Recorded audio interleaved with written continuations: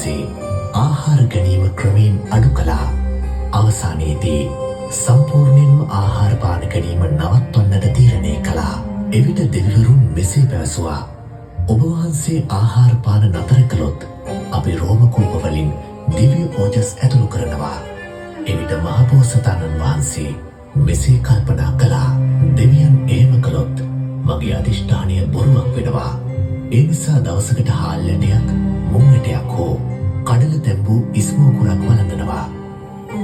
බෝසතාණන් වහන්සේ වසර 6ක් පුරා දුෂ්කර ක්‍රියා කළා. උන්වහන්සේ සීක්‍රෙන් කෘෂ වුණා. අතපය කළුවැල් පුරුක්සේ වුණා.